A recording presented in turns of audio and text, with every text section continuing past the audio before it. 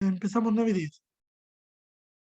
Perfecto. Entonces 9:10 empezamos la clase, doctor. Muchas gracias.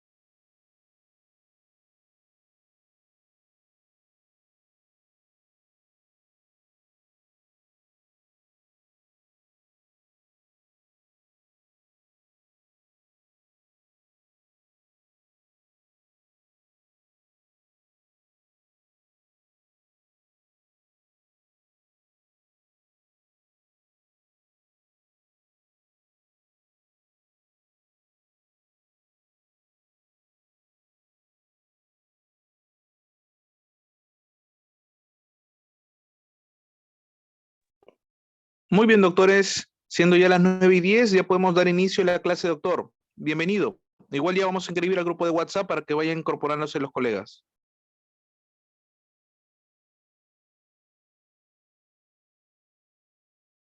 Hola, hola, ¿cómo están, colegas? Muy buenas noches. A ver, voy a ver quiénes están. Perfecto. Vamos a dar inicio primero con nuestra sesión. Recuerden que tenemos temas por desarrollar.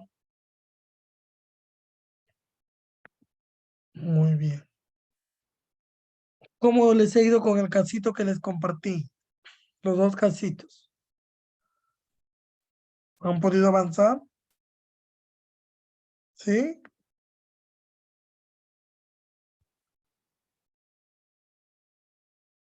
Me dicen que todavía no los aceptan en la sala algunos. A ver. ¿Cómo les ha ido, chicos? Coméntenme. ¿Revisaron los casitos? Jessy, Esther, Atawi, Camargo, Betsy, Almendra, Lizday. Muy bien, han revisado entonces nuestros casitos. Hoy día vamos a empezar primero a hablar de antibióticos. Vamos a ir dando las bases ya, para también después hacer prescripción de antibióticos. ¿Ya? ¿Qué entendemos por un antibiótico? Cuente. ¿Qué entendemos por un antibiótico? Mm, Díganme. es un fármaco que va a inhibir algún tipo de microorganismo, de ser vivo, ¿verdad? Se obtiene a través también de un hongo o de una sustancia viva, ¿sí?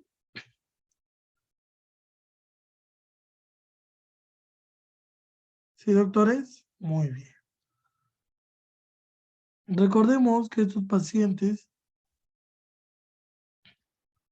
pueden tener diferentes patologías infecciosas y nosotros tenemos que conocer las generalidades de estos antibióticos, sus características especiales, su dosificación y también la indicación de cuándo los podemos indicar según el tipo de paciente, ¿ya?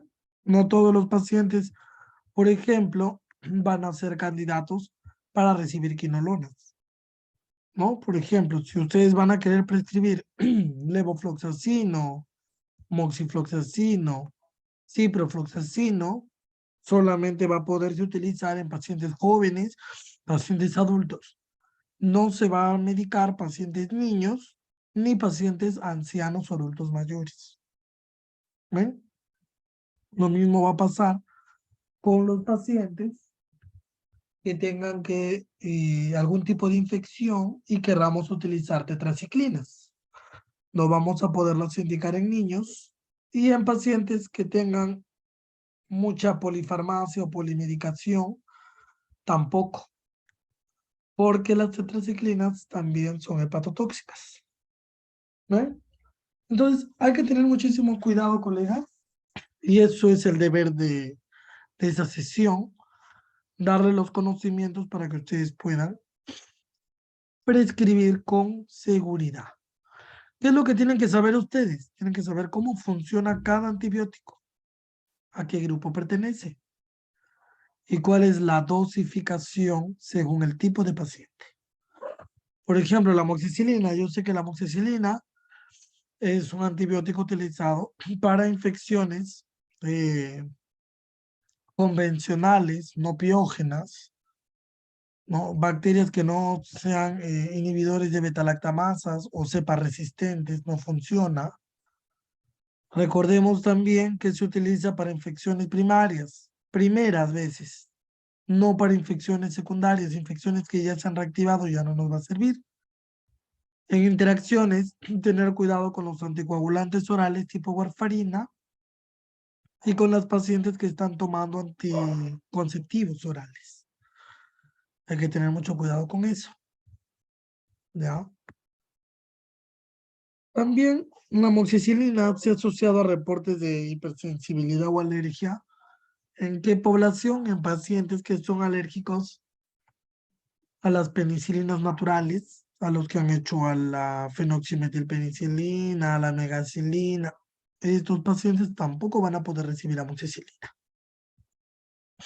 La clindamicina, les estoy dando a manera general, porque nosotros los vamos a estudiar desde el punto de vista farmacológico y terapéutico. Pero para que tengan una idea de lo que tienen que saber antes de prescribir estos medicamentos. La clindamicina es una lincosamida, puede actuar como bacteriostático generalmente y a altas dosis podría tener un efecto bactericida, ¿ya? Es lo que nos dice la literatura. Se distribuye muy bien en tejidos blandos, tejidos duros, además que puede dosificarse por vía oral, 300 miligramos y 600 miligramos como vía parenteral. La parenteral quiere decir vía intramuscular y vía intravenosa. ¿Ya? Muy bien. Esto hay que tener en cuenta. ¿Qué más tenemos que considerar, doctores? Tenemos que considerar que cuando yo voy a prescribir clindamicina, no lo debo utilizar en pacientes que van a entrar a sala de operaciones. ¿Por qué? Cuando ustedes tengan un niño que van a sedar, un adulto que van a premedicar, ¿ya? No pueden recetar clindamicina porque potencia los efectos de esos fármacos que actúan a nivel central. y puede producir depresión respiratoria, ¿ya? Puede producir mayor probabilidad de sueño, apnea y poder tener problemas. Entonces, miren qué importante, ¿ah? No solamente me voy a aprender posología, ¿ven? Sino también voy a aprender cómo voy a prevenir complicaciones según lo que voy a trabajar. Entonces ya saben ya que clindamicina en estos casos no pudiera prescribir si es que voy a trabajar bajo el efecto de alguna droga que actúe a nivel del sistema nervioso central. Efectos. Vamos a ver también que los pacientes que tienen problemas gastrointestinales pueden hacer colitis pseudomembranosa. Por ejemplo, a pacientes ancianos no debemos prescribir clindamicina a dosis altas o por periodos de tiempo muy prolongados. ¿Por qué? Porque puede producir colitis pseudomembranosa. La colitis pseudomembranosa. Y esta colitis puede matar al paciente si es que es un paciente inmunosuprimido. En farmacocinética y farmacodinamia, es lo mismo que hemos visto en la primera unidad. Recuerden, farmacocinética es todo lo que yo le hago al fármaco y farmacodinamia es todo lo que el fármaco me hace. Ustedes tienen que saber administrar un fármaco por vía oral, por vía intramuscular, por vía endovenosa. No siempre van a ser efectivos por vía oral. En otra sesión vamos a discutir infecciones odontogénicas y ustedes van a ver que hay infecciones que no van a ceder con vía oral y vamos a tener que prescribir ampollas o canalizar una vía y por goteo pasar el antibiótico. ¿Ya? También vamos a ver la distribución. No siempre va a llegar a la zona que queremos. Eso también es importante. No siempre se va a metabolizar correctamente, va a depender del paciente. Si es un paciente con enfermedad hepática, voy a buscar antibióticos que no hagan trabajar mucho el hígado. Por ejemplo, debo evitar tetraciclinas, debo evitar aminoglucósidos, debo evitar gentamicina, etcétera, ¿no? Doxiciclina, aminociclina, debo evitarlos, ¿no? Si tienen problemas renales, debo evitar también lo que son gentamicina, amikacina, cloranfenicol, que suelen ser muy nefrotóxicos. ¿Ya? Muy bien.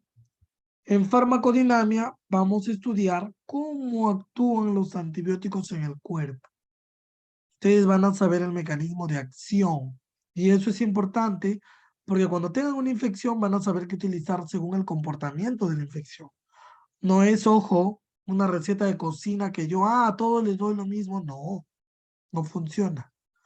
¿Ya? No funciona. Entonces, vamos a evaluar que el antibiótico se va a absorber para poder llegar a la circulación, se va a distribuir en todo el cuerpo, se va a convertir en el hígado y se va a excretar a nivel renal.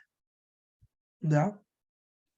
En cuanto a la distribución, hay antibióticos que van a tener afinidad a tejidos corporales y yo voy a tener que evitarlos en ciertos cuadros patológicos.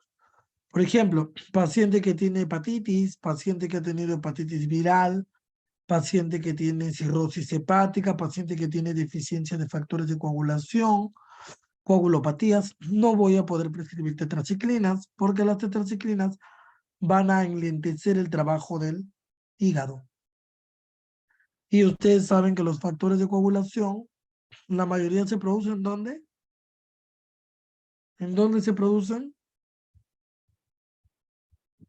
¿En dónde? En el hígado, ¿verdad? Entonces, si se producen en el hígado, ¿cómo voy a dar un fármaco que va a hacer trabajar al hígado? Esto me va a traer problemas hemostáticos. ¿Ya? Muy bien. Por ejemplo, el midazolam se va a depositar en tejidos grasos, pacientes con obesidad, con mucha grasa abdominal, se va a depositar ahí. Entonces, el efecto va a ser más prolongado y no se va a eliminar fácilmente, puede producir toxicidad, ¿ya? Tengan mucho cuidado con eso. Pacientes con displasias esqueléticas, displasias fibroóseas. También voy a tener cuidado que no prescribiré tetraciclinas, quinolonas, fármacos que tengan afinidad al tejido duro o al tejido cartilaginoso. ¿Dónde se van a convertir estos fármacos? La zona principal va a ser el hígado. ¿Ya? El hígado. Luego tenemos el plasma. El plasma, doctores, va a ser en el caso de los anestésicos locales. ¿Cuáles? Los anestésicos locales de tipo éster. ¿Ya? Los de tipo éster se van a metabolizar en el plasma. Díganme, doctores, ¿creen que si se metabolizan en el plasma, tendrá algo que ver eso con su comportamiento de esos anestésicos de tipo éster? ¿Qué piensan? A ver, ¿tendrá que ver? Ah, díganme, ¿tendrá que ver? ¿Sí o no? Vamos, chicos, ustedes participan, ¿ah? Si no los voy a llamar por nombre y apellido. Soy Lizarco. A ver, Lisa y Aramburu. Sí, claro, porque recuerden, los fármacos que se metabolizan a nivel plasmático, como los anestésicos locales de tipo éster, tienen mayor posibilidad de producir reacción alérgica. ¿Ya? Entonces, si yo voy a atender a un paciente y este paciente tiene enfermedad inmunológica o una enfermedad autoinmune, no debería anestesiarlo con un anestésico de tipo éster, sino con un anestésico de tipo amida, porque las amidas se metabolizan en el hígado, mientras que los ésteres se administran en el plasma. ¿Ya? Si no le puedo producir una reacción alérgica. ¿Ya? Muy bien. También tenemos los fármacos que se van a metabolizar a nivel pulmonar. ¿Quiénes son esos medicamentos? Los que se administran por vía inhalatoria. Por ejemplo, el óxido nitroso, el salbutamol, que lo usamos también cuando hay broncoespasmo. Y por vía renal, pues para complementar el filtrado y excretar. No más que todo eso. Recordemos también que hay fármacos que tienen buena afinidad. Penicilinas, por ejemplo, ¿no? El metronidazol, la eritromicina y la clindamicina no serían muy buena opción si es que el paciente tiene problemas hepáticos, ¿no? El paracetamol sí se puede dar, pero recuerden que la dosis de paracetamol, ¿cuánto es en adultos? ¿Cuánto es la dosis?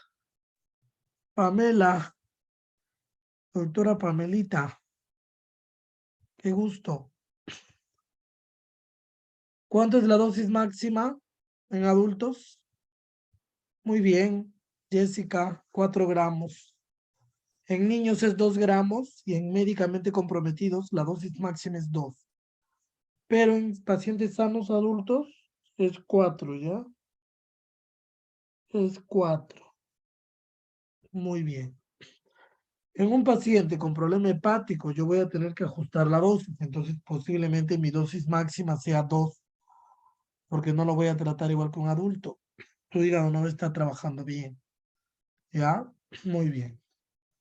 En caso de antibióticos, puedo usar penicilinas, ¿ya? Porque van a hacer trabajar menos al hígado, ¿ya? ¿Qué pacientes? Pacientes con esteatosis grasa, hígado graso, pacientes con hepatitis, de cirrosis, cáncer de hígado, etcétera, ¿ya? Muy bien. En caso de analgésicos, vamos a repasar. Recuerden, los que son opioides no estarán muy indicados, ¿ya? El tramadol se indicaría, pero con ajuste a la mitad de la dosis, y el acodeína está contraindicado, En AINES podemos utilizar el metamizol, pero por periodos de tiempo muy corto. El paracetamol, como le digo, 2 gramos al día. Y se contraindican los demás tipos de AINES. ¿Ven? Estamos repasando ya. En excreción, podemos utilizar como antibióticos acitromicina, Linda, ¿ya? Y podríamos utilizar las penicilinas, que funcionan mejor con el hígado, pero con ajuste, ¿ya? Con ajuste. Otra pregunta que me hicieron, y aprovecho en responder acá, ¿cómo es el ajuste? Buena pregunta. El ajuste se va a dar de 2 formas. Voy a escribir acá en la pizarra, ¿ya? Miren, yo puedo ajustar la dosis. Primero, aumentando el tiempo entre ingestas. ¿Ya? O sea que si el fármaco es cada 6 horas, yo lo voy a dar cada 8 horas. Si el fármaco normalmente es cada 8 horas, yo lo voy a dar cada 12 horas. Si el fármaco es cada 12 horas, posiblemente yo lo tenga que dar cada 24 o cada 16 horas. ¿Ven? ¿Listo? ¿Por qué? Porque con eso le voy a dar más tiempo a que mi hígado o mi riñón puedan trabajar correctamente, ya que como están dañados, su trabajo es más lento. Segundo, puedo ajustar la dosis. Quizá yo no puedo, doctor, cambiar mucho el tiempo porque requiero de una mantención de la concentración plasmática. Entonces, ¿qué tenemos que hacer en estos casos? Bueno, en estos casos ajustamos la dosis. Si la dosis era de 4 gramos al día, la reduciré a 2 gramos. Si mi dosis es 500 miligramos, la reduciré a 400. Pero respeto el intervalo de tiempo. Entonces, por eso que son 2 opciones. O altero el intervalo de las tomas o disminuyo la dosis. Ustedes deciden. ¿Y en base a qué voy a decidir? En base a mi paciente. ¿Ya? ¿Eso se puede hacer con todos los tipos de medicamentos, doctor? Claro. Claro, pero dependiendo dónde van a actuar tus medicamentos. ¿Ya? Dependiendo si es para proteger al riñón o es para proteger al hígado. Pero sí se puede hacer. Debería hacerse con todos los fármacos si tu paciente tiene un problema hepático o renal. ¿Ya? Se puede hacer con todos. No hay ningún problema. Muy bien. Recordemos también que se puede excretar a través de la orina y a veces el hígado nos ayuda también a excretar a través de las heces fecales. ¿Ya? A nivel renal, ¿quiénes funcionan bien? En antibióticos, la citromicina, la clindamicina y los corticoides no requieren ajuste para el tema renal. Para el problema renal no requieren ajuste, cosa que en los problemas hepáticos está contraindicado.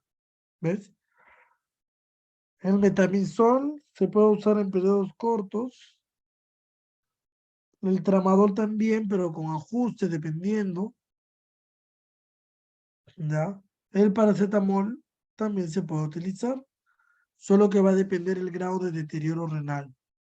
Si es un paciente con enfermedad renal muy avanzada, que ya su clareamiento de creatinina es 10 o menos, y ahí sí cada 12 horas paracetamol. Pero si está normal todavía, cada 8.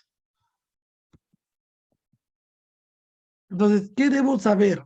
¿Qué creen que debemos saber para administrar antibióticos? Primero, que existen diferentes tipos de medicamentos que van a atacar a las bacterias.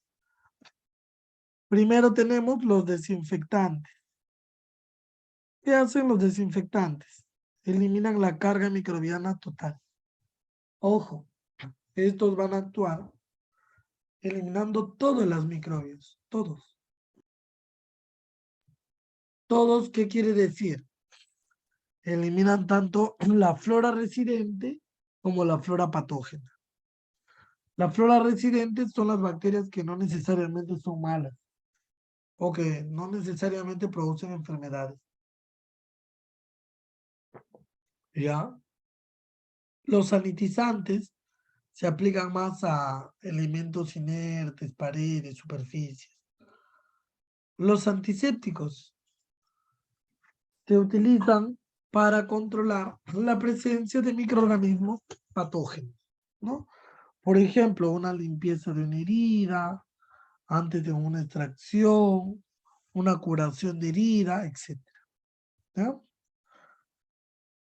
Y los antimicrobianos de uso sistémico son los fármacos que reducen y controlan la presencia de microorganismos que han invadido algún tejido. Eso es lo que nosotros vamos a dar como terapia cuando tenemos una infección odontogénica. ¿Ya? Ahora, ¿cómo voy a clasificar los antibióticos que voy a administrar? Los vamos a clasificar por su origen, por su estructura química, por su mecanismo de acción, por el tipo de microorganismo en el que van a actuar, por su espectro de actividad. Algunos van a tener un gran espectro, otros un espectro más pequeño, y por el tipo de acción del antibiótico. Eso es muy importante, doctores, que lo conozcan porque esto nos va a ayudar a decidir cuándo prescribo determinado antibiótico. ¿Ya? Entonces, cuando hablamos de antibiótico, hablamos de una sustancia que se produce en un ser vivo, generalmente hongos, y que sirve para matar microorganismos. Cuando hablamos de antimicrobiano, simplemente es una sustancia, independientemente si es natural, mineral o algo, capaz de matar microorganismos. Ahora recuerden que hay dos mecanismos. Uno puede destruir completamente o inhibir su crecimiento, ¿verdad? Hay que ver eso porque una cosa es matar completamente, que se llama efecto bactericida, y otro es inhibir lentamente, que es bacteriostático. ¿Ya? Entonces, pueden ser naturales los antimicrobianos porque derivan de alguna sustancia que no ha sido modificada químicamente. Por ejemplo, hongos, derivados de hongos. Tenemos penicilinas, cefalosporinas. Toda esa generación de fármacos van a ser naturales. Son muy buenos, pero hay que tener en cuenta algo, que en pacientes que tienen alergia a hongos, no podemos utilizarlos, porque van a hacer reacción de hipersensibilidad. ¿Ya? Eso es importante. ¿Listo? Muy bien. Tenemos otros que son obtenidos de bacterias, que no lo vamos a usar mucho, la polimixina B, la bacitracina, y otros fármacos antimicrobianos que se han obtenido de actinomicetos. Ah, entonces es mejor un antibiótico bactericida. Qué gusto, doctora Pamela. En cuanto a bactericida o bacteriostático, depende de un criterio especial.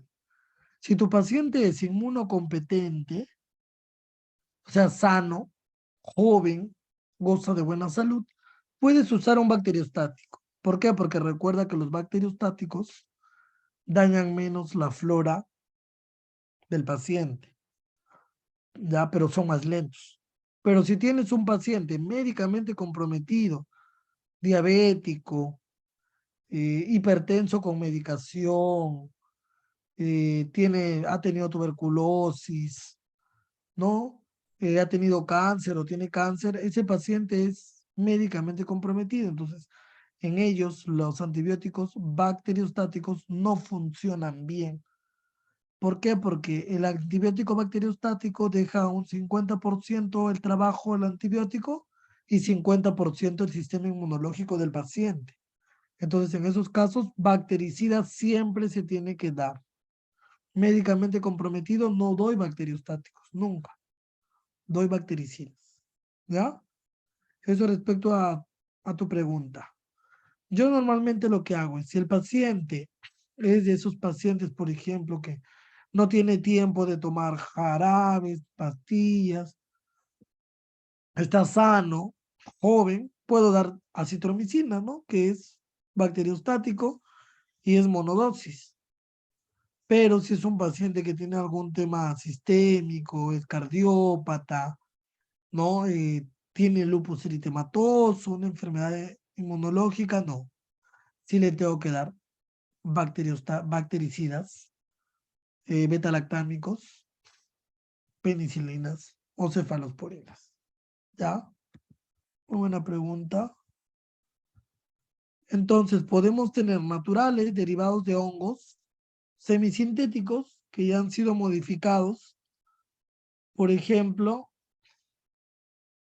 tenemos la ampicilina, la amoxicilina, que derivan de un antibiótico natural como es la penicilina, pero han sido modificados. Se les ha quitado o agregado algo. ¿Ya? Y en sintéticos, pues tenemos los que son más artificiales, las sulfas, los macrólidos y todo eso. ¿Ya? ¿Alguna pregunta?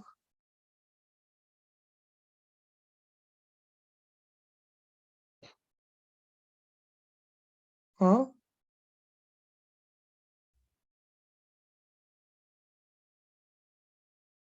¿Alguna pregunta? Hagan sus preguntas, doctores, porque tenemos que aclarar todas las dudas. ¿Ya? Entonces, también tenemos diferentes elementos que le dan origen a los antibióticos. Los hongos, recuerden la penicilina de Fleming, de esa generación tenemos las penicilinas y las cefalosporinas. Ojo que los pacientes que hacen alergia a las penicilinas también lo son a las cefalosporinas. ¿Por qué? Porque tienen características similares. ¿Ya? La doxiciclina, la claritromicina, la citromicina son sintéticos. Son fármacos que han sido modificados. ¿Ya? Debo conocer entonces cuáles son bacteriostáticos y cuáles son bactericidas, como estábamos hablando. Bactericidas matan directamente al microorganismo. Bacteriostáticos no lo van a matar a la primera. Lo que van a hacer es que le van a quitar la fuente de nutrición al microbio para que éste vaya muriendo lentamente y el cuerpo lo vaya eliminando. Entonces, para ayudar bacteriostáticos, ¿qué requisito debe tener mi paciente para yo poderle dar bacteriostáticos?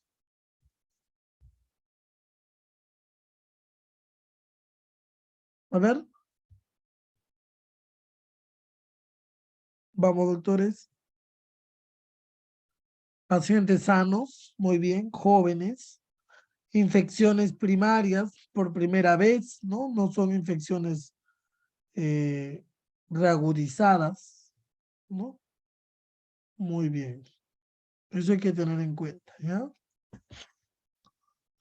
Ahora, ¿cuáles son? Bactericidas. Tenemos los betalactámicos, los aminoglucósidos, los glucopéptidos como la vancomicina, las quinolonas y la rifampicina. Ahora, en betalactámicos tenemos un montón de alternativas, porque los betalactámicos son todos los antibióticos que inhiben la pared celular. Ahí están ¿quiénes? Las penicilinas y las cefalosporinas. ¿Ven? ¿Ya? Bacteriostáticos. O sea, estos van a inhibir el crecimiento del microorganismo. Los anfenicoles, como el cloranfenicol, lincosamidas, como la lincomicina, la clindamicina, Los macrólidos, como la citromicina, la eritromicina, ¿ya?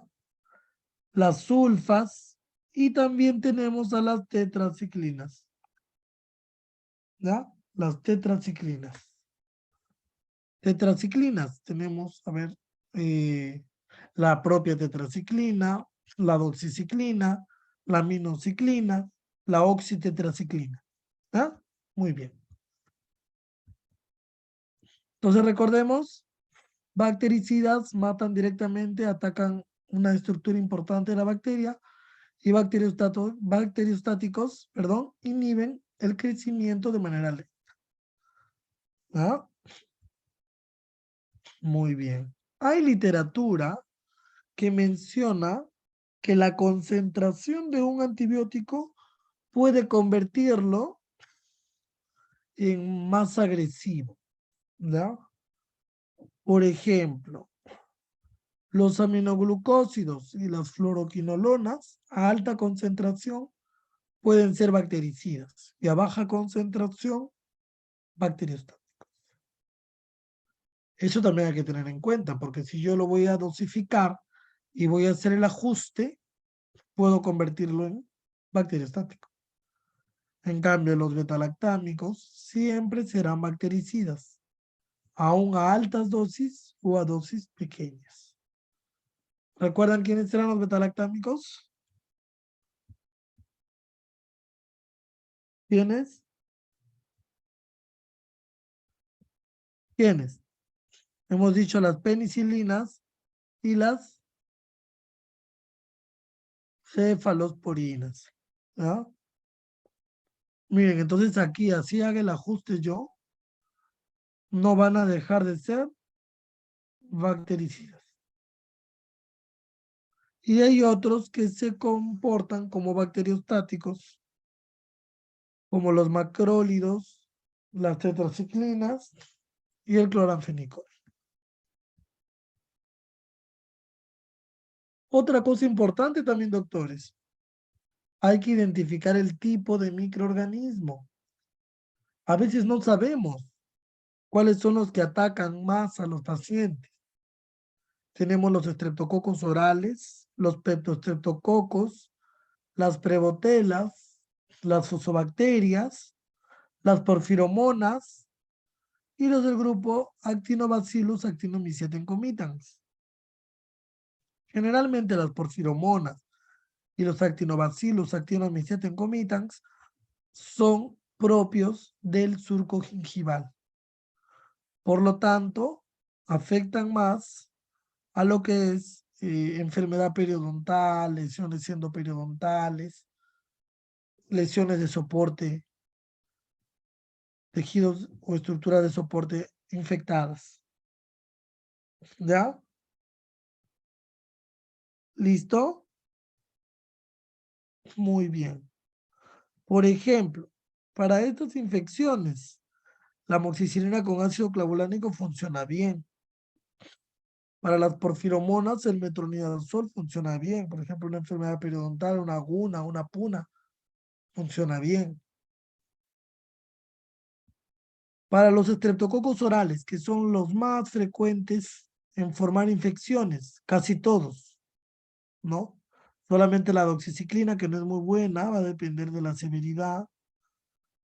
El metronidazol no ayuda mucho porque el metronidazol, recuerden, es más para anaerobios, ¿no? Entonces, hay que evaluar el comportamiento para poder determinar el tratamiento, ¿ya? Por ejemplo, en infecciones por fusobacterias, son sensibles a casi todos.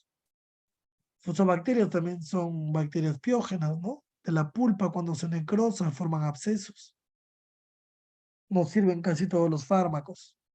Habría que evaluar ahora si es la primera vez que aparece el absceso, puedo aplicar penicilina. Si es la segunda vez, amoxicilina con ácido clavulánico. Si es alérgico y la infección es fuerte, clindamicina. ¿Ah? Muy bien. Entonces, generalmente la amoxicilina, miren, ya no se está usando, ¿no? Se usaba la fenoximetilpenicilina. Hay que tener cuidado porque se han reportado muchas resistencias antibióticas. ¿Por qué se dan las resistencias antibióticas? Porque no recetamos la dosis adecuada ni por el tiempo adecuado. Entonces, las bacterias generan mecanismos de resistencia. Por su espectro, tenemos las que van a actuar contra cocos y bacilos. Esto básicamente va a depender las que son de amplio espectro. Las de amplio espectro, por ejemplo, las cefalosporinas últimas, tercera generación, ceftriaxona, por ejemplo, es muy buena, pero no hay vía oral. Se va a tener que administrar por vía parenteral. Cuando la administramos, cuando son infecciones que no ceden a la medicación vía oral. ¿Ya? Muy bien. También podemos clasificarlos según el microorganismo. Si va a atacar a bacterias, será un antibacteriano. Si las va a matar, será un bactericida. ¿Ya? Si va a tratar hongos, puede ser antifúngico o si los va a matar rápidamente, fungicida. En este caso tenemos a la anfotericina y al ketoconazol. En antivirales tenemos el aciclovir, el valaciclovir, el fanciclovir, que van a ser para combatir infecciones por virus. En el caso del ácido budina va a ser un antirretroviral, es diferente para el VIH. Para los protozoarios, nosotros vamos a utilizar el metronidazol, porque el metronidazol va a ser antibacteriano, antiprotozoario y antihelmíntico. Entonces, nos da una gama amplia para poderlo utilizar. También, doctores, es importante saber la flora bucal, cómo está compuesta. ¿Ya? Por ejemplo, en la saliva vamos a tener una gran composición de estreptococos, vellonelas, streptococos y lactobacilos. Lactobacilos, ustedes saben que es importante porque va a participar con un rol activo en la formación de la caries dental, porque le va a dar las condiciones a Streptococcus mutans para poder diluir los ácidos, perdón, para poder diluir con sus ácidos la estructura dura del diente, ¿no? Entonces, la saliva puede tener estreptococos. Hay que tener cuidado cuando tenemos pacientes que han sido recientemente intervenidos, ¿no? Por eso le decimos que pasen su saliva, que no se enjuaguen y todo eso, ¿no? ¿Qué más? En la lengua tenemos anaerobios, lactobacilos. Bueno, lactobacilos van a estar en casi toda la boca. Gram negativos. Eso también hay que tener en cuenta porque a veces el paciente puede llevar una infección de un lado a otro con la lengua. Ya, por eso se le indica no te estés chocando con la lengua la herida. En el surco gingival, pues tenemos los que son anaerobios, los gram negativos y también lactobacilos que están dispersos en toda la cavidad oral. ¿Por qué es importante esto? Porque yo voy a poder elegir los antibióticos eficaces según mis características, ¿no? Por ejemplo, para gram negativos y anaerobios, el metronidazol va bien, más si es a nivel periodontal, ¿no? Entonces, el antibiótico debe ser hidrosoluble, liposoluble, tiene que ser afín al agua, tiene que ser de preferencia más bactericida que bacteriostático y no debe ser tóxico. Vamos a estudiar un poquito, doctores, cómo actúan estos antibióticos. Se los voy a enseñar con mnemotecnia para que lo puedan aprender, ya que con esto van a decidir la terapia. Primero, van a ser los antibióticos que actúan en la pared celular bacteriana. Miren, pared celular bacteriana.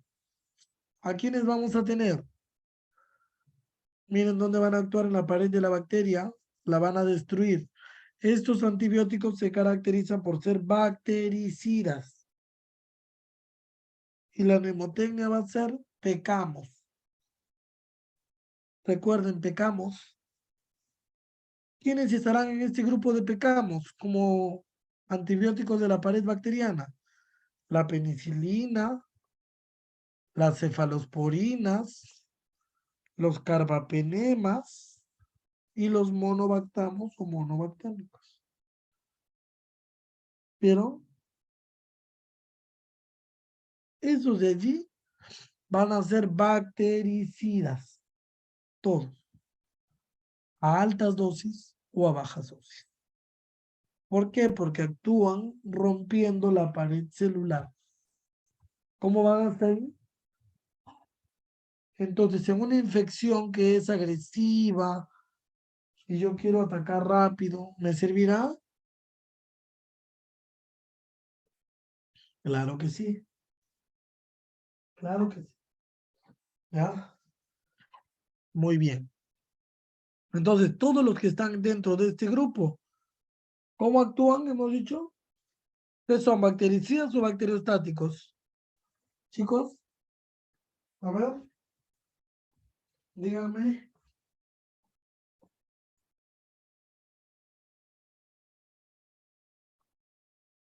Claro, son bactericidas. ¿Ya? Todos estos grupos son bactericidas. ¿Ya? Entonces no me voy a confundir. Tenemos en este grupo a las penicilinas de bajo espectro, espectro moderado, y las que son susceptibles o sensibles a las enzimas que producen algunas bacterias. Por ejemplo, las naturales son para temas muy específicos.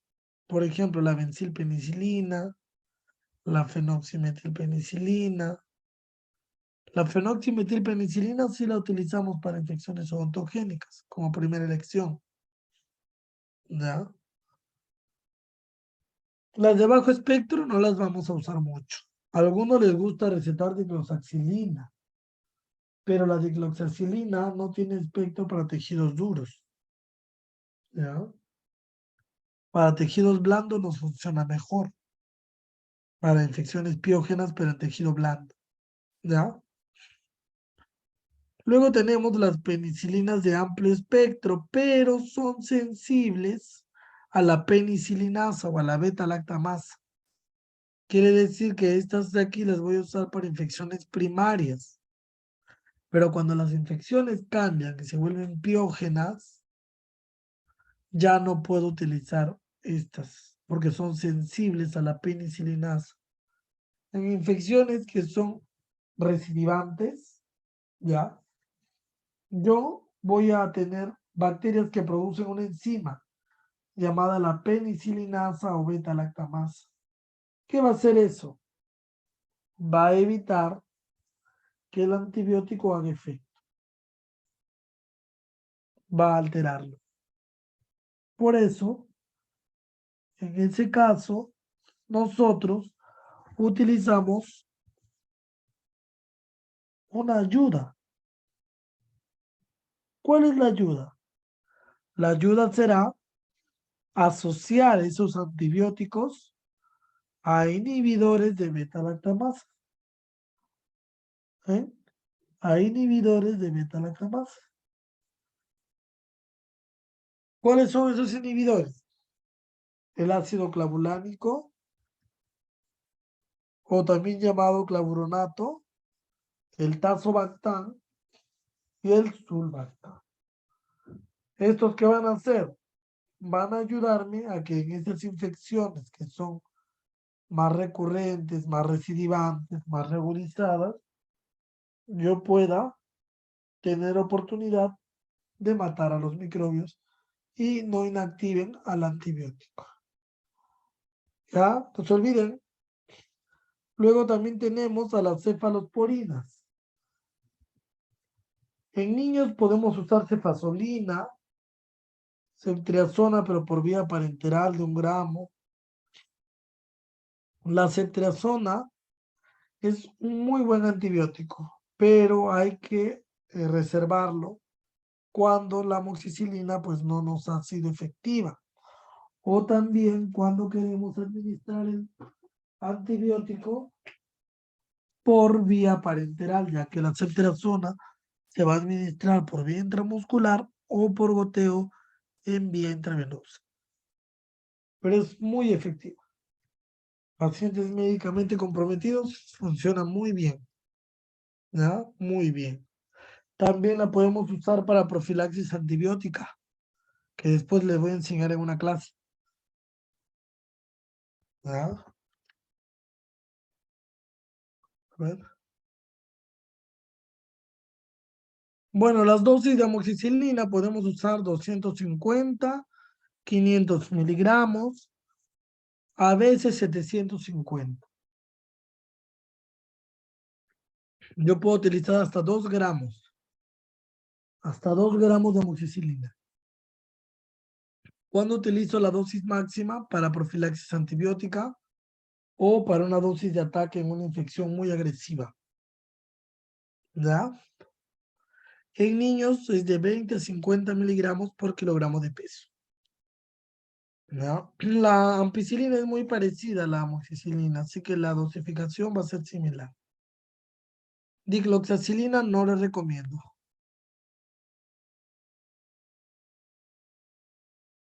Dice antibiótico por 3 días a altas dosis.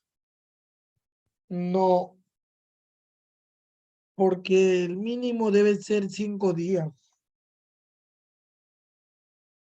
Hay, hay antibióticos que se pueden recetar por menor tiempo, como los macrólidos, ¿no? Que solamente son 3 dosis, pero en pacientes inmunocompetentes. Por 3 días, a menos de que tú hayas eliminado el foco infeccioso. Por ejemplo, yo voy a hacer una extracción de una pieza contaminada y bueno, esa pieza ha estado con una lesión apical, o ha estado supurando, ha producido manifestación, entonces ahí sí podría prescribir menos tiempo porque ya eliminé el foco de infección. Solamente estoy terminando de completar la eliminación de los microorganismos que han quedado con mi antibiótico. Pero no que yo voy a atacar una infección que aún no he tratado. Por 3 días es muy poco, mínimo 5 días. ¿Ya? Encefalosporinas. Bueno, de primera generación la cefalexina, solamente que hay que tener cuidado con el estómago. ¿Ya? Puede quemar el estómago, producir acidez. Eso hay que preguntar. Siempre a mencionar al paciente. Y la ceftriaxona, que la podemos utilizar con 50 miligramos por kilogramo de peso en ampolla para niños o en adultos. Podemos utilizar las ampollas de 1 gramo o 2 gramos cada 24 horas por vía parenteral. ¿Ya? Ahora tenemos otro grupo de antibióticos. Ya vimos los que actúan a nivel de la pared celular, que eran bactericidas, ¿verdad? Muy bien. Ahora vamos a ver los antibióticos que van a ser bacteriostáticos. ¿Por qué bacteriostáticos? Porque van a actuar a nivel de los ribosomas. ¿Cuáles son los ribosomas? Estas estructuras, estas unidades que van a producir toxinas. Van a producir toxinas. ¿Ya? ¿A quiénes tenemos? A la subunidad 50, que son las más grandes, y a la subunidad 30. ¿Ya? Muy bien. ¿A quiénes vamos a tener en este grupo? Mnemotecnia. Clima, te amo. Clima, te amo. ¿Quiénes van a estar aquí? cloranfenicol, lincosamidas, linezolid, miren,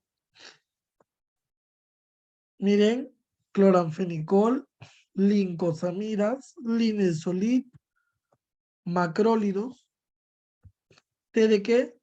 De tetraciclinas y amo de aminoglucósidos. Entonces, miren, todos estos fármacos van a actuar a nivel de ¿dónde?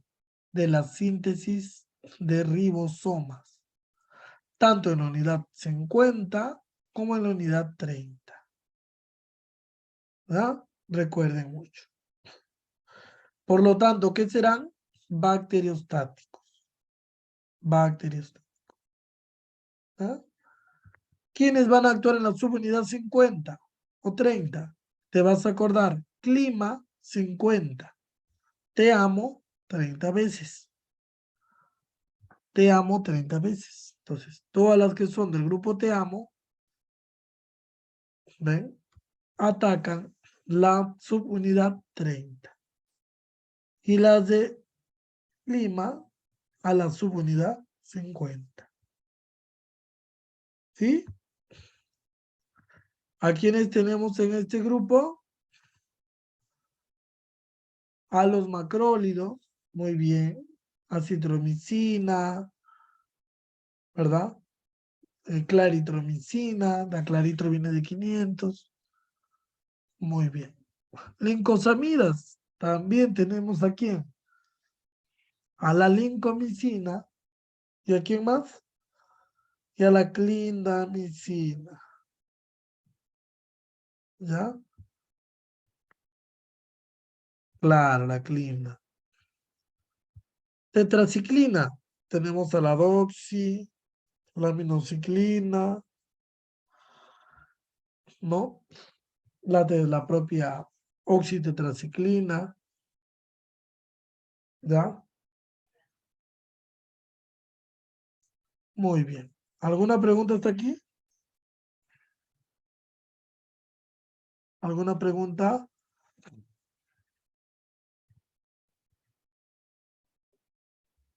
Muy bien. Recuerden, eso es importante para medicar. Luego tenemos a los que atacan en el ARN. Ojo que las bacterias no tienen núcleo, pero por fines didácticos les pongo núcleo para que no tengan confusión. Solo por eso, ¿ya? Solo por esto les estoy poniendo. ¿Ya? Muy bien. Eso hay que tener en cuenta. ¿Qué más debemos recordar? Estas van a actuar en el ARN de la bacteria. ¿Ya? Tenemos entonces la mnemotecnia es quinolonas. Para aprendérmelas, quinolonas. Pregunto, ¿y quiénes estarán dentro de este grupo? ¿Quiénes, doctores? ¿Quiénes estarán en este grupo? ¿Ah? ¿Quiénes creen? Las quinolonas, pues. Las quinolonas. Porque en la misma mnemotecnia las llama quinolonas y fluoroquinolonas. Ciprofloxacino, levofloxacino, moxifloxacino. Estas, como atacan desde adentro, va a depender la dosis, si es que puede ser bactericida, ¿no? Matarlo rápido, o si pueden ir inhibiendo el crecimiento de a poco. ¿Eh? Muy bien. Luego tenemos los nitroimidazoles. ¿Quiénes son? El metronidazol, ¿ya? Los lipopéptidos. Luego tenemos también en este grupo los glucopéptidos como la vancomicina, pero la vancomicina se usa solo a nivel hospitalario. Y también tenemos a las sulfas, ¿no? Acá les he colocado las zonas donde específicamente van a atacar, pero eso ya no es muy importante. Solamente es importante que yo sepa que los que actúan en el ARN La nemotecnia es quinolonas, entonces voy a poder prescribir quinolonas, fluoroquinolonas, nitroimidazoles, que son los que más voy a usar en odontología. ¿Cuándo uso quinolonas? Cuando he fracasado con otros esquemas y quiero administrar fármacos por vía oral y cuando no conozco muy bien el agente etiológico, entonces las quinolonas son de amplio espectro. Ya, ojo, no es lo ideal dar amplio espectro, pero cuando tengo problemas y ya han fallado otras alternativas, estos me ayudan. ¿Ya? Muy bien. Esta tablita me gusta, es un journal. Nos va a decir cuáles son bactericidas. Por ejemplo, vamos a tener bactericidas, los betalactámicos, ¿ven? Amoxicilina, ¿qué más? Amoxicilina con ácido clavulánico, cefalexina y cefadroxilo. ¿Dónde actuaban estos antibióticos, recuerdan? ¿Dónde? Actuaban a nivel de la pared celular. Acá los vamos a colocar, pecamos, ¿recuerdan? A nivel de la pared celular. Por lo tanto, van a ser bactericidas. ¿No? Bactericidas. ¿Qué más vamos a tener? Que la dosis máxima va a ser 4 gramos al día. ¿Ya? Si es médicamente comprometido, esta dosis bajará a 2. ¿Ya? Muy bien. Luego tenemos un segundo grupo de bacteriostáticos, ¿verdad? Acitromicina, claritromicina, eritromicina, esos que eran macrólidos, ¿verdad? Tetraciclina del grupo de las tetraciclinas. Clindamicina de las lincosamidas. Ya las dosis máximas van a ser 4 gramos. La acitromicina, la dosis es 500 igual, hasta 1000 miligramos al día, pero no se indica por prescripción. ¿Ya? Eso hay que tener en cuenta. ¿Sí? Muy bien. ¿Qué más tenemos que conocer? En este grupo de bacteriostáticos tenemos la tetraciclina y la clindamicina. ¿Ya? La clindamicina. La clindamicina puede ir desde 150 miligramos, 300 miligramos. Y en dosis de ataque podemos usarla 600 miligramos por vía parenteral. ¿Ya? Muy bien. ¿Recuerdan la mnemotecnia? Climateamos, ¿verdad? ¿Recuerdan? Climateamos. ¿Sí? Macrólidos, lincosamidas, tetraciclinas, aminoglucósidos, ¿no? Muy bien. Luego tenemos el último grupo, que van a estar algunos bactericidas en altas dosis y bacteriostáticos si están a dosis baja, ¿no? Tenemos, por ejemplo, el metronidazol, que a altas dosis es bactericida, el levofloxacino, que es una fluoroquinolona, el moxifloxacino, una quinolona, y el sulfametoxazol. Pero estos no los usamos mucho, normalmente reservamos para infecciones fuertes la quinolona. La mnemotecnia, ¿recuerdan qué era? Quinolona. ¿Listo? Muy bien. ¿Hasta aquí hay alguna pregunta? Doctores, doctoras, ¿alguna pregunta? ¿Todo bien? ¿No hay dudas? Muy bien. Acá tenemos otra recomendación de antibióticos, miren, y de antivirales. ¿Ya? Antibióticos tenemos amoxicilina con ácido clavulánico, acitromicina, ceftriaxona, ciprofloxacino, claritromicina dentro de los macrólidos, doxiciclina y eritromicina. ¿Ven? Por ejemplo, amoxicilina puede ir desde 500 miligramos hasta 1 gramo. ¿No? Recuerden que la dosis máxima es 4. ¿Ya? 4. Muy bien. Acitromicina igual podemos utilizar 500 miligramos hasta 1 gramo. Normalmente es 500, ¿ya? Clindamicina podemos usar 150, 300, 600 para dosis de ataque y 300 para dosis usual. Eritromicina 500 miligramos. ¿Ah? ¿Alguna pregunta? Doctores, doctoras. Esto es lo que vamos a prescribir. ¿Ya? Hay que estar atentos. Acá también habla la dosis máxima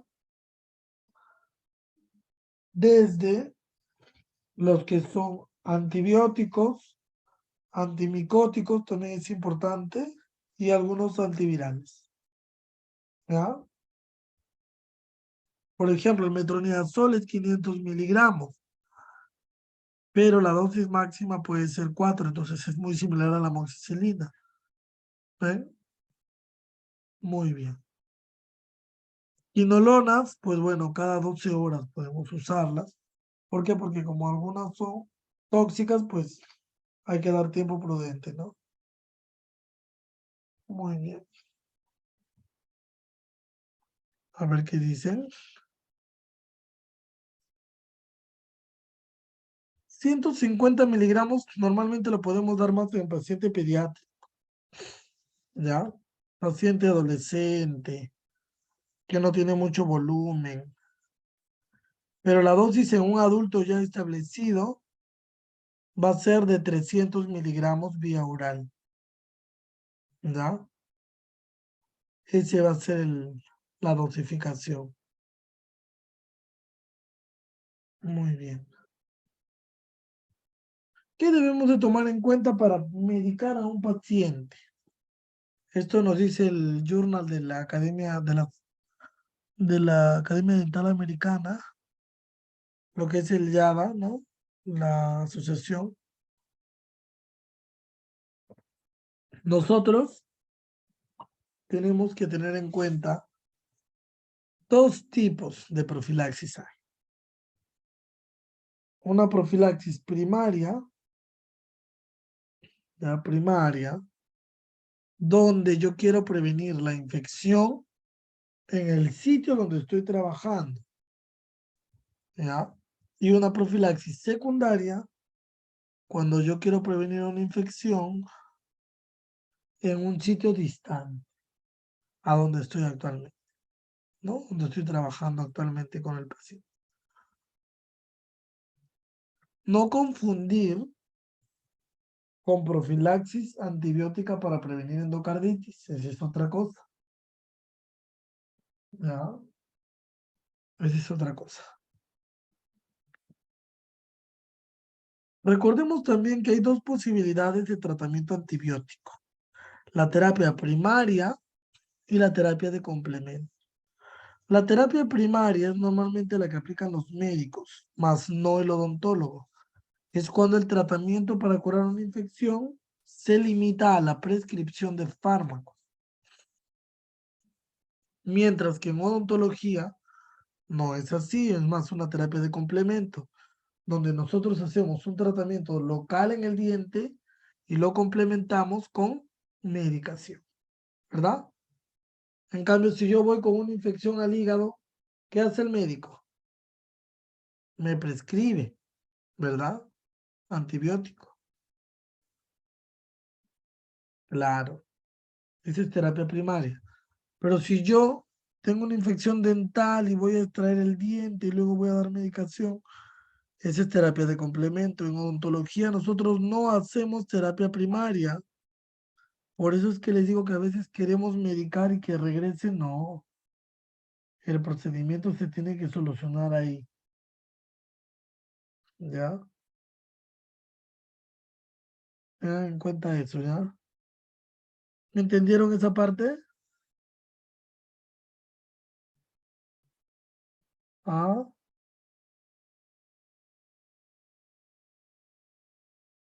¿alguna pregunta hasta ahí? Entonces, miren, no aplica que digamos, no, entonces hay que medicarlo y que desaparezca, no. Si lo vas a atacar, tienes que retirar el foco de infección también, porque nosotros no hacemos terapia primaria, nosotros hacemos terapia de complemento, o sea, no debemos dejar que la medicación tenga el papel protagónico, sino debe ser el procedimiento odontológico el que tiene el papel protagónico. Otra cosa importante son las interacciones ya entre alimentos y fármacos. Normalmente los AINES hemos visto que por su pH no pueden ser ingeridos con la barriga vacía, ¿no? Sin haber tenido protección. En este caso nosotros, la profilaxis, doctor, la terapia primaria es diferente a la profilaxis antibiótica, sí es diferente, porque la profilaxis antibiótica, según la Academia Americana del Corazón, nos dice que es una administración alta de un antibiótico antes de un procedimiento invasivo para prevenir endocarditis bacteriana. Es diferente. La terapia primaria, tú administras un antibiótico a la dosis usual. En la profilaxis antibiótica, tú administras un antibiótico a la dosis máxima. ¿Queda clara esa parte, doctora? ¿Sí? ¿Tienen alguna otra pregunta? Por favor, háganla. No se queden con dudas. Entonces, en los AINES no va a haber interacción si el paciente ingiere alimento o no. El problema va a ser la protección gastrointestinal, ¿ya?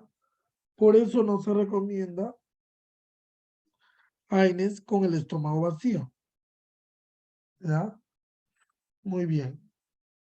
En cuanto a antibióticos, vamos a ver que la claritromicina, el cefaclor y la cefuroxima van a aumentar su absorción con alimentos, ¿ya? Mientras que las penicilinas, ¿ya? La eritromicina, la cefalexina y la acitromicina van a disminuir su absorción. O sea, no debo darle eritro, cefalexina, citro con la barriga llena o después de haber comido alimentos, porque va a disminuir la absorción.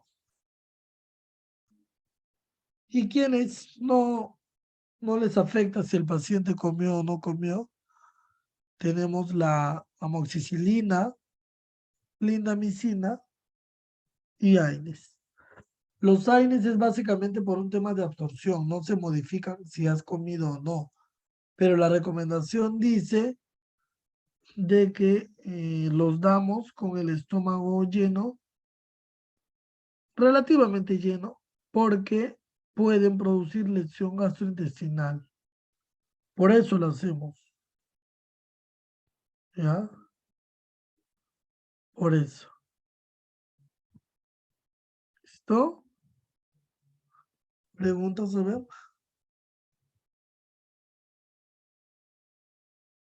Dosis máxima. Va a depender, la dosis máxima es la dosis más alta permitida. Normalmente las dosis máximas las damos para profilaxis antibiótica, pero en pacientes que tengan riesgo de tener endocarditis infecciosa. Por ejemplo, la dosis de la amoxicilina es de 25 a 50 miligramos por kilogramo de peso en niños, ¿verdad?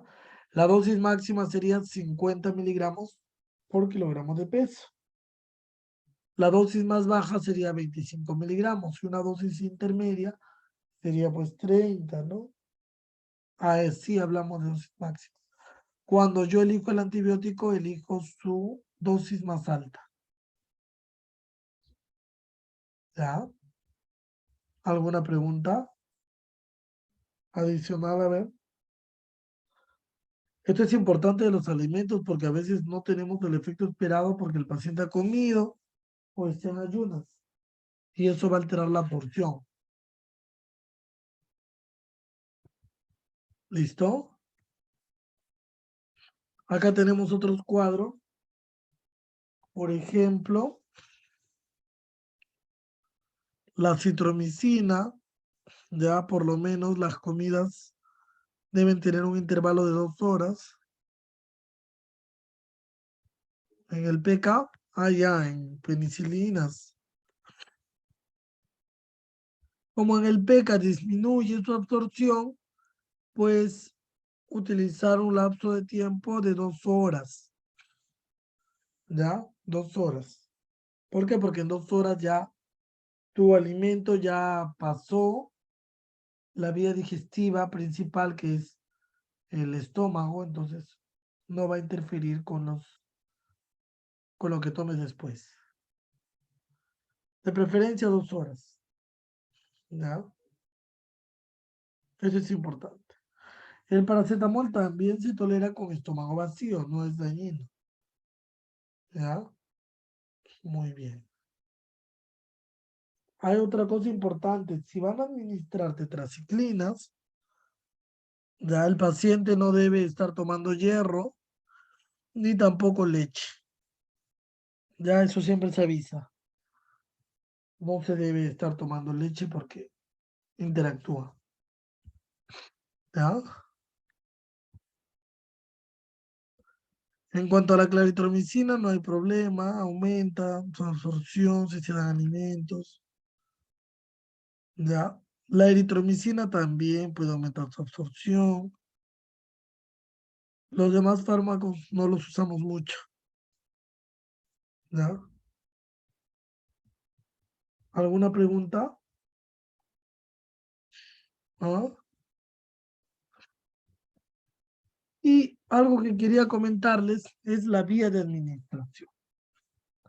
La vía de administración, doctores, es importante porque a veces pensamos que solamente podemos administrar vía oral, pero no es cierto, porque la vía oral es imprecisa, no es muy segura.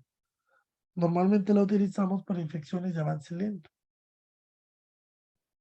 Cuando yo quiera obtener los mejores resultados y la biodisponibilidad mayor posible, lo administraremos por vía intravenosa. Ya, por vía intravenosa. Si no, podemos utilizar una vía intramuscular. ¿Ya? ¿Cuándo utilizaré yo la vía subcutánea? La vía subcutánea normalmente va a la dermis. La utilizo más para algunos tratamientos como vacunas, dosificación de anticoagulantes, insulina, que se pueden colocar debajo de la pancita, el abdomen.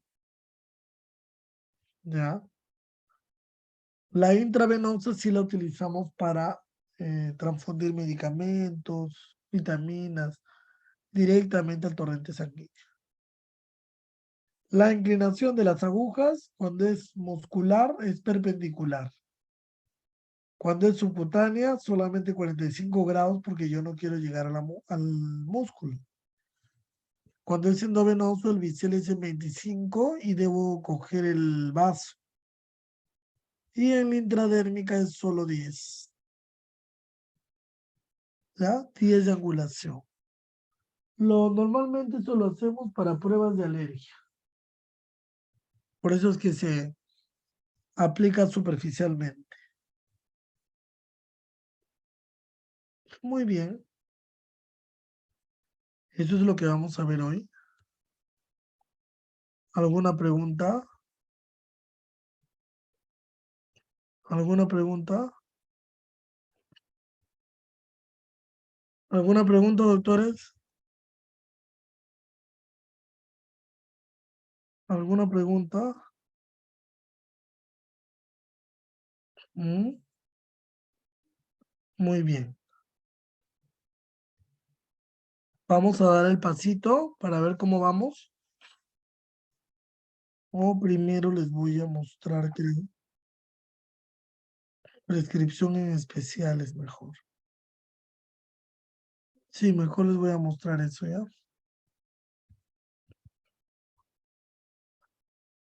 Porque eso me han preguntado la semana pasada. La frecuencia, normalmente cuando para odontología y vas a administrar medicamentos del tipo antibióticos, si es por vía intramuscular, podemos administrarlos cada 12 horas. O por vía endovenosa, la ceftriaxona, por ejemplo, puede ser cada 12 si es 1 gramo, o cada 24 horas directamente los 2 gramos.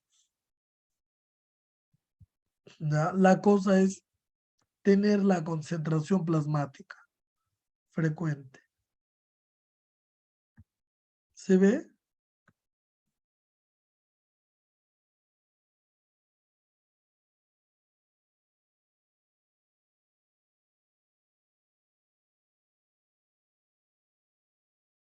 ¿Logran ver? Los días pueden ser 5 días en una infección leve, 7 días una infección moderada y severa puede ser de 10 a 15 días. Eso es solamente una referencia, porque va a depender, como les comento, de la evolución del paciente. Pero menos de ese lapso de tiempo no, ¿ah? Porque si no, ¿qué puedo fomentar yo a que haya? Resistencia antimicrobiana.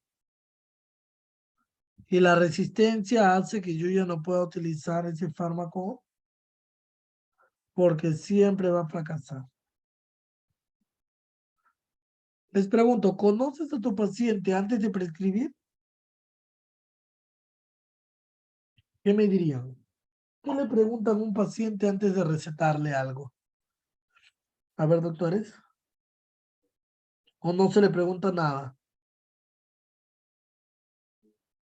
¿Ah? ¿Se le preguntará algo? Primero, lo que siempre hacemos es si es alérgico, ¿no? Si tiene alérgico al medicamento, a cuáles. Muy bien.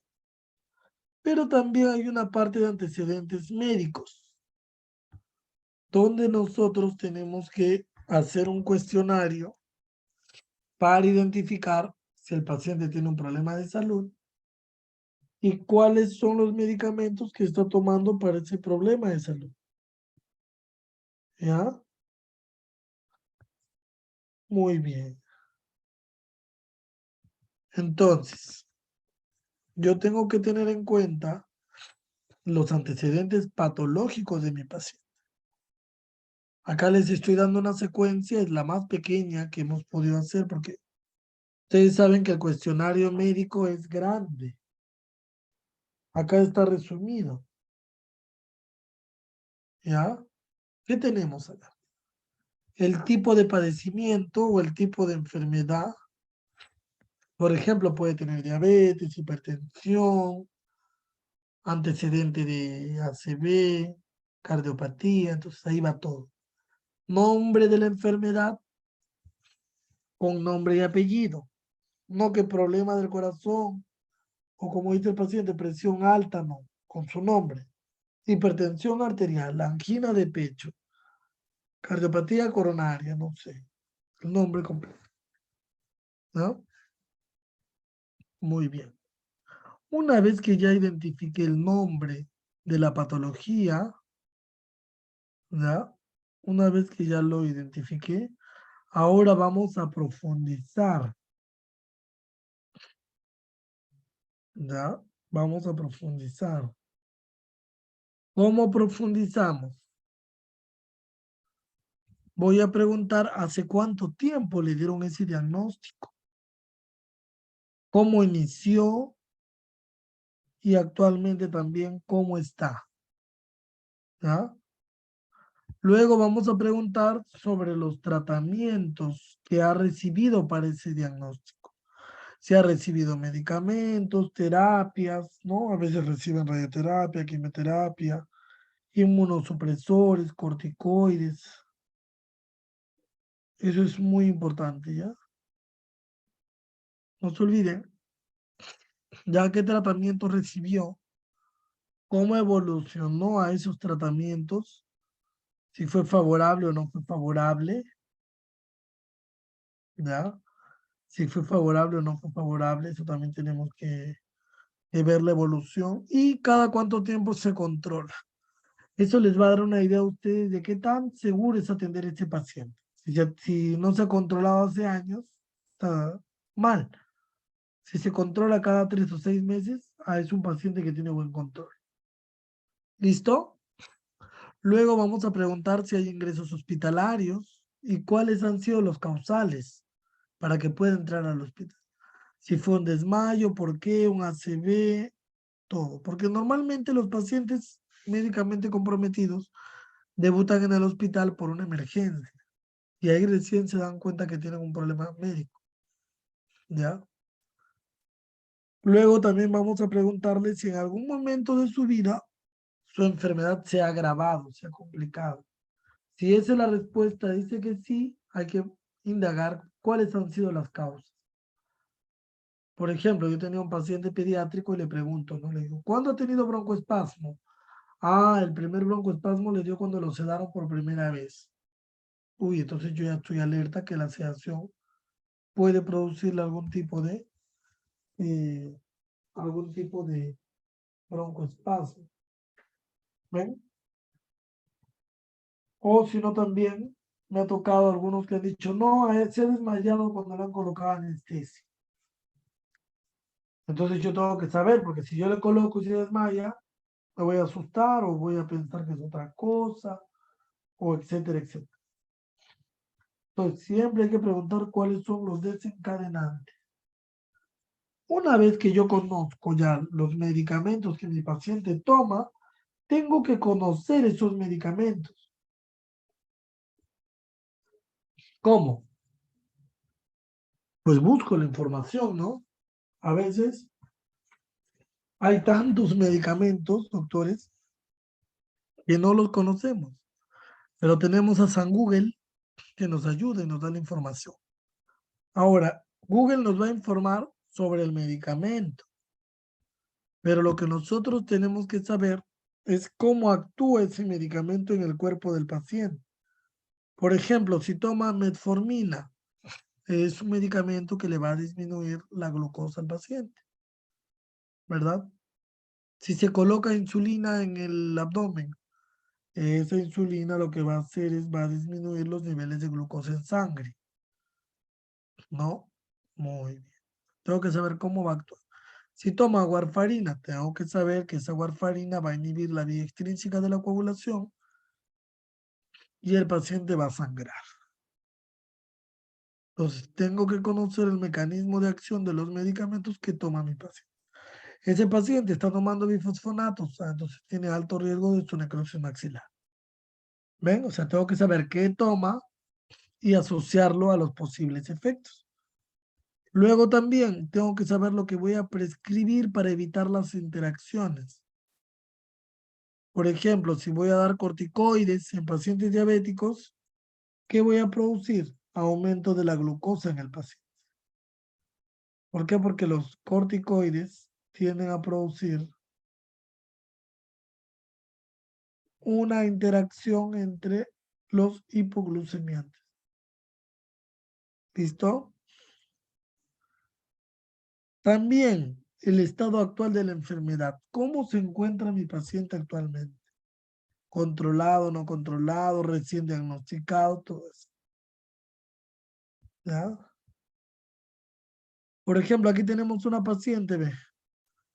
Paciente de sexo femenino de 80 años, diagnóstico de diabetes tipo 2, hipertensión arterial y trombocitopenia secundaria a tratamientos asociados a su enfermedad.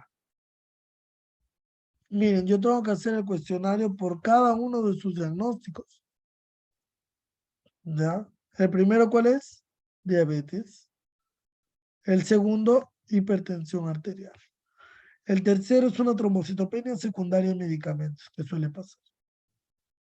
¿Ya? Entonces, hago el cuestionario. ¿Recuerdan el cuestionario? Vamos a verlo, ¿eh? Tipo de enfermedad, cuándo empezó, cómo. Tenemos que separar los diagnósticos. Hago mi primero para lo que es diabetes y hago el segundo para lo que es hipertensión. Y ahí me voy enterando, por ejemplo, de diabetes hace 15 años. Perdón, de presión arterial hace 15 años. Por cardiología. Aparentemente está controlada, ¿no? Y en cuanto a la glucosa, tenemos que evaluar sus antecedentes. Diagnóstico hace 2 años, quién la atiende, su último control, si tiene algún resultado de laboratorio, nos va a sumar. Y el tratamiento que recibe, porque eso es lo que va a interactuar con nuestra prescripción. Entonces ven que este cuestionario me va a ayudar básicamente a poder formular. ¿Listo? ¿Alguna pregunta aquí? Doctores, ¿alguna pregunta? ¿Todo bien? Muy bien.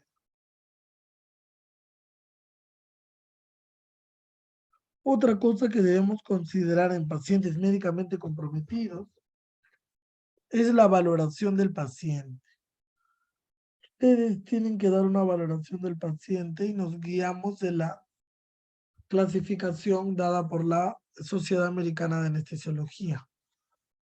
Por ejemplo, aquí miren, tenemos una paciente de sexo femenino, tiene 35 años, es dismórfica, tiene retardo mental, epilepsia y deficiencia del factor 12.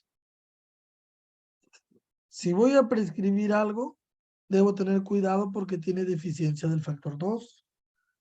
El factor 2 es un factor de la coagulación, de la vía intrínseca. ¿Ya? Muy bien. ¿Qué hace hacer este paciente? ¿Están controladas sus patologías? Sí, están controladas. ¿Alguna de ellas le produce un problema mayor? Aparentemente no. Entonces, este paciente será una clasificación ASA2. ¿Por qué? Porque el dismorfismo es una alteración de la forma. No, eso no cuenta. El retardo mental viene parte de su síndrome, el riesgo de sangrado, pero todo menciona que está controlado, entonces por eso son ASA2. Miren este paciente, también es uno de mi consultorio, es un paciente de 75 años, con cáncer de laringe en controles, tiene hipotiroidismo, o sea, su tiroides segrega poca hormona, recibe levotiroxina, que es un sintético de la hormona tiroidea, ha tenido una crisis hace 7 meses y actualmente tiene una traqueostomía. ¿Ven? ¿Qué asa será ese paciente? Asa 1, 2, 3, 4.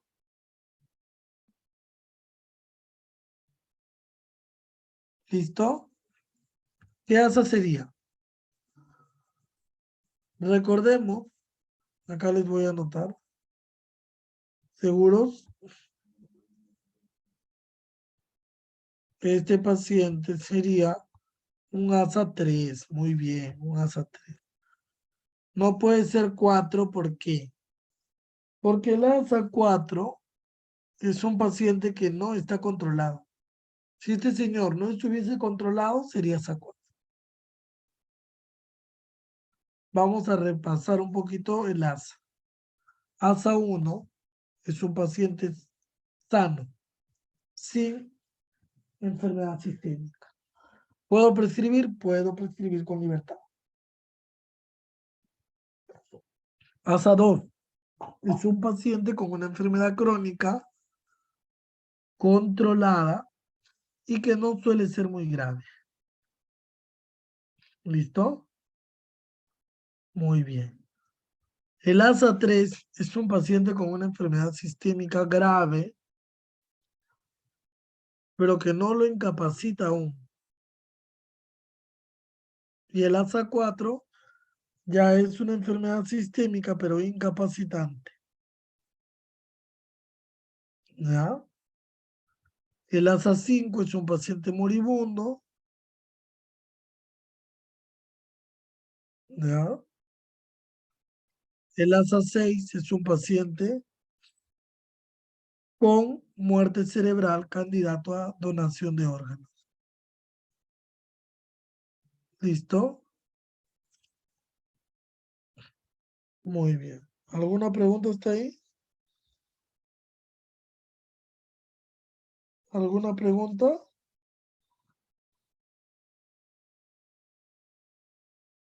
¿Todo bien? A ver, doctores.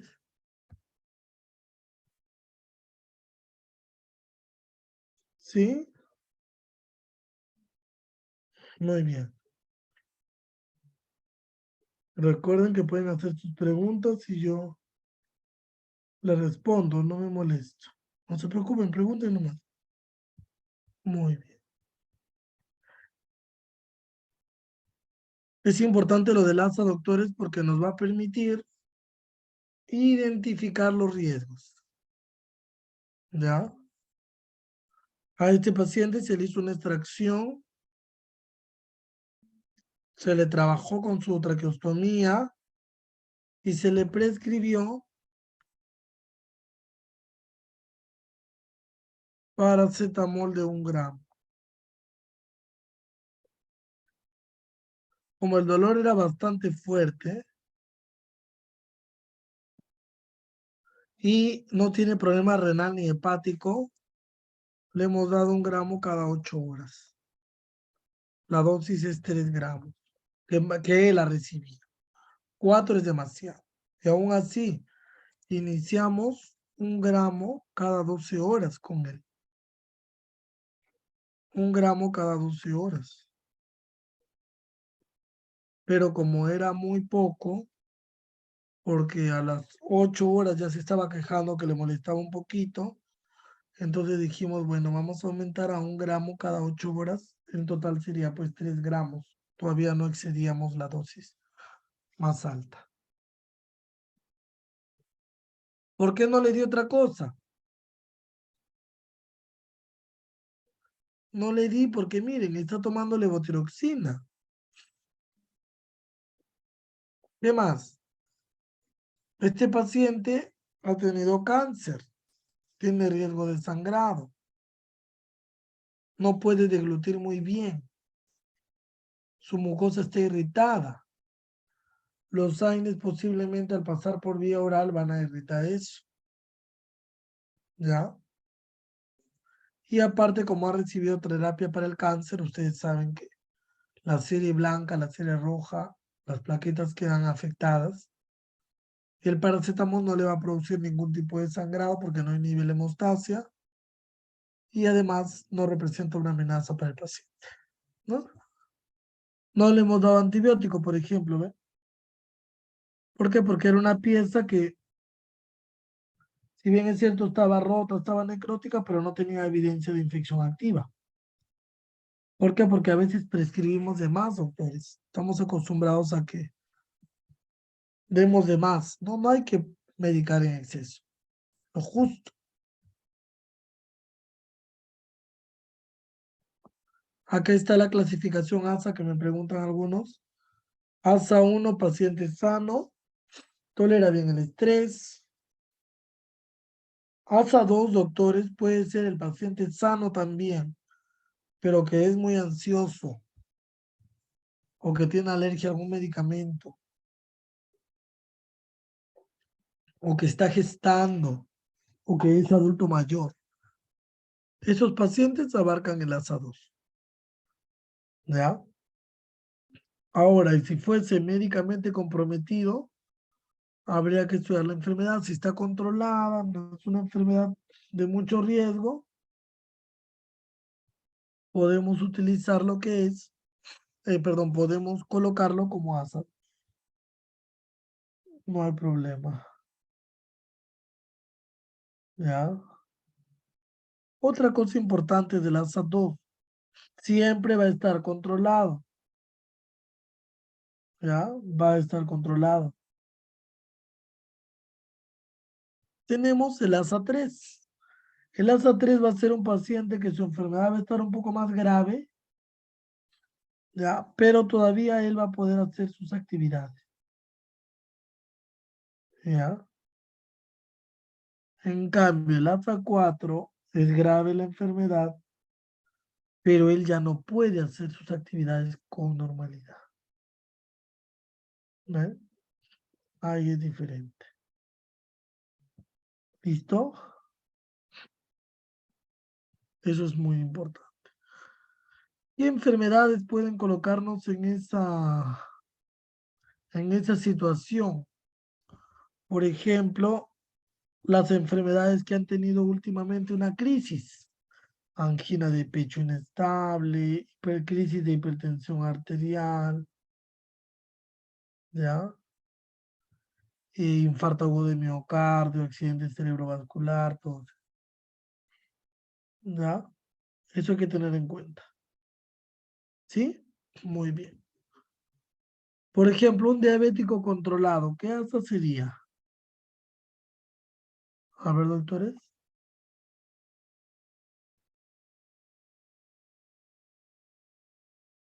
Un asa 2.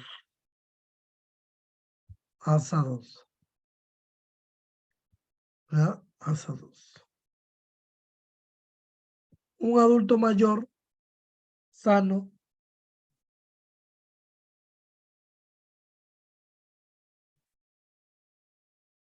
Un adulto mayor sano.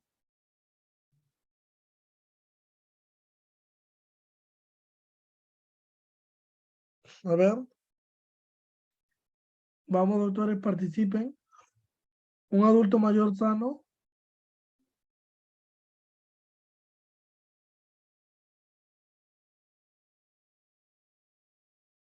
2. 2, recuerden, ¿ya? 2. ¿Por qué? Porque hemos dicho que en el ASA 2 está el grupo de pacientes con algún estado fisiológico especial, que puede ser por adulto mayor, ¿no? Puede ser gestante, ¿ya? Puede ser ansioso, alérgico, pero no necesariamente tiene una enfermedad sistémica de fondo, ¿ya? ¿Sí? Muy bien. Otra cosa importante, si la enfermedad sistémica está controlada, yo voy a poder prescribir, pero existe una posibilidad de interacción. Por eso tengo que tener cuidado al elegir muy bien el fármaco que voy a recetar. ¿Ya? Eso sí. Porque siempre va a haber una posibilidad de interacción. Eso no lo vamos a poder cambiar. Siempre. Y eso hay que advertirle al paciente. Por más que yo esté analizando el tema de que no tengas algún tipo de reacción, es probable que tengas algún tipo de reacción. ¿Ya? Muy bien. ¿Alguna pregunta?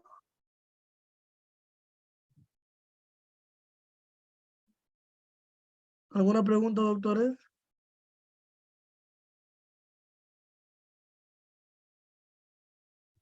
¿Todo bien, seguros?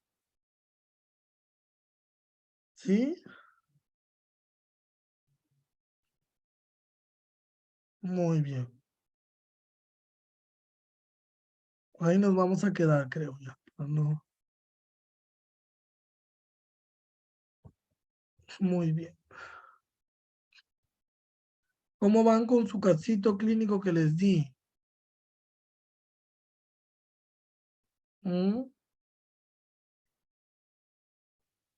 Les voy a compartir una guía de prescripción para que la revisen y básicamente ustedes puedan conocer cuáles son las alternativas de fármacos que tienen para combatir infecciones y manejar el dolor. ¿Les parece? Durante la semana les voy a compartir eso. Les voy a mandar la clase. La otra semana sí tomamos el pasito, no se olviden. ¿Ya? De esta clase y de la clase anterior, solo 5 preguntas. ¿Le parece, doctores? Muy bien. Les mando la clase el día viernes. Saben que pueden ver la grabación a través de la plataforma que tenemos en Odontólogo SEAP. Y también pueden pues ahí descargar el contenido que yo les he enviado. ¿Cómo van con la prescripción del casito? ¿Alguna duda con algún examen de laboratorio o algo? La siguiente clase lo vamos a resolver. Si pueden subir al grupo sus respuestas, al grupo de WhatsApp, sería mejor. Porque a veces yo demoro en entrar a la plataforma porque como la plataforma de acceso para alumnos es diferente que el de docentes hay que demorar un poco más. Pero si lo tienen, lo pueden subir al grupo y yo lo voy revisando con que mientras voy yendo a la universidad o voy atendiendo entre pacientes, desde mi celular lo voy leyendo. O por interno también me lo pueden mandar a mi WhatsApp. ¿Ya? Para irlo revisando y les voy mandando las correcciones. ¿Les parece?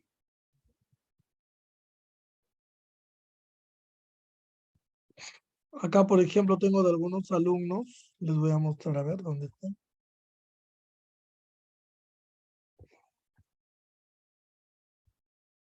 A ver, espérate un momentito. ¿Dónde está? Acá, miren, ¿ves?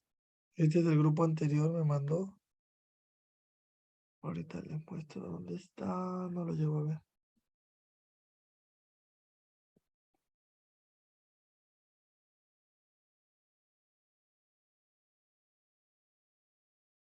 Creo que no lo tengo en esta carpeta.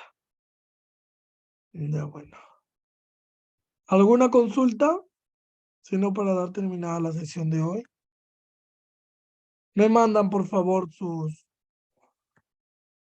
sus respuestas para ir viendo. Si tuvieran algún casito de algún paciente que se les hace difícil prescribir o algo, también lo podemos revisar, ¿ya? La idea es aplicar todo lo que estamos estudiando. Háganse su tablita de algunos antibióticos que ahí que les he mostrado para que puedan tener una guía. Recuerden que no solo es importante la posología, sino también las interacciones y cuando tenemos que hacer los ajustes. ¿Ya? Muy bien. ¿Alguna pregunta, consulta, comentario? Con mucho gusto.